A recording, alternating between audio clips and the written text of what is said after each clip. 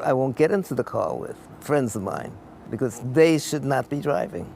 At age 91, Naomi Webb didn't have a problem handing over her keys when she moved to Dedham, not once she saw Boston area traffic. But she has plenty of friends who are determined to stay behind the wheel. They just don't see that they couldn't do what they did 20 years ago. Forget 40 years ago or 50 years ago. As an occupational therapist, it's something Laura Lee sees all the time. Driver retirement is really challenging if you're not prepared to retire from driving.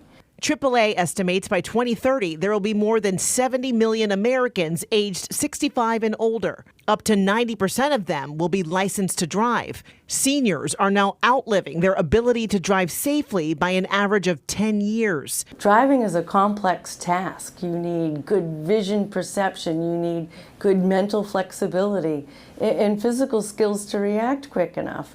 In her clinic at the Hebrew Rehabilitation Center in Dedham, Lee helps seniors work through the injuries that come with aging. That can include asking some tough questions about getting back behind the wheel.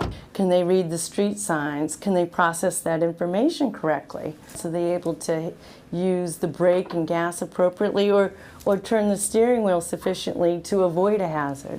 She says it's important for families to start having their own driving conversations long before they're thinking about taking away the keys. So it becomes non-threatening and more of a transition instead of an abrupt change. AAA even offers an online agreement that everyone can sign before driving becomes a danger. But for many families, the struggle is what to do when the danger becomes real. Who should have that talk, and how can you get the result that keeps everyone safe without breaking bonds and causing pain? Well, the MIT Age Lab researched this. They found 35% of older drivers are most likely to listen to a spouse who asks them to give up the keys. 19% would listen to one of their children. 18% said they would listen to a police officer. 11% would listen to their doctor or other healthcare professional. Debbie Kerrigan helps lead these conversations as an occupational therapist in Newton. She says the key is to keep things solution-based.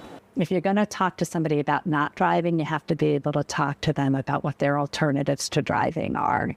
That includes presenting family members with ways they can keep their independence and get where they want to go. And if they need convincing, suggest a driving evaluation. Come across as you're on their side. I want this for you. I want you to drive as long as it's safe for you to be driving.